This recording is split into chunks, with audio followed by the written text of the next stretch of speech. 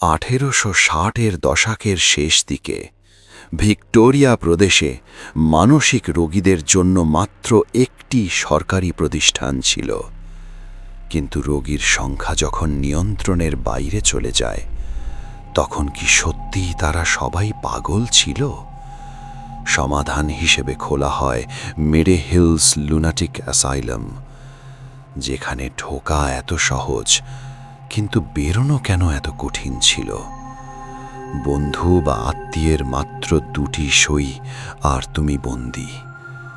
যদি সেই সই তোমার বিরুদ্ধে হয়, তাহলে বেরোতে চাইলে লাগতো 8 জন সই। 8 জন মানুষ কি ঠিক করে দিতে পারে তুমি মানুষ না পাগল? 128 বছর ধরে এই দেয়ালের ভেতর শুধু মানুষ নয়, হারিয়ে গেছে সত্য।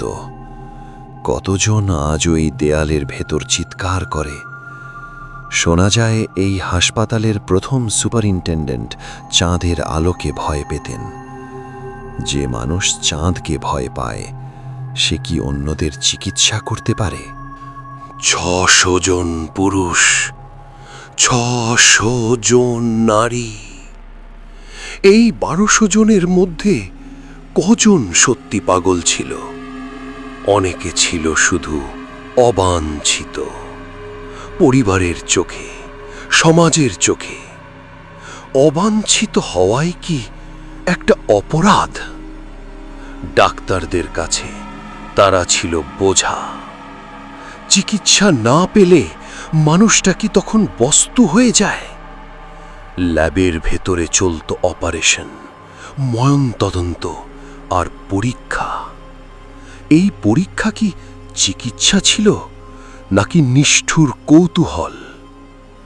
কাঁচের জারে রাখা ছিল মানব দেহের অংশ। এই অঙ্গগুলো কখনো কারো স্বপ্ন ছিল না? শেকল, স্ট্রেইট জ্যাকেট। মানুষকে বেঁধে রাখলে পাগলামি কমে নাকি বাড়ে? গ্রেভিলিয়া ওয়েঙে চলত ইলেকট্রোশক। বিদ্যুৎ দিয়ে কি মনের অন্ধকার সারানো যায়? অনেক সময় শক থামার আগে চিৎকার থেমে যেত। তারা কি সুস্থ হয়ে গিয়েছিল নাকি আর কখনো কথা বলার সুযোগ পায়নি? বেচুয়ার্থ লুনাটিক অ্যাসাইলাম, এটা কি হাসপাতাল ছিল নাকি নিঃশব্দ কবরস্থান?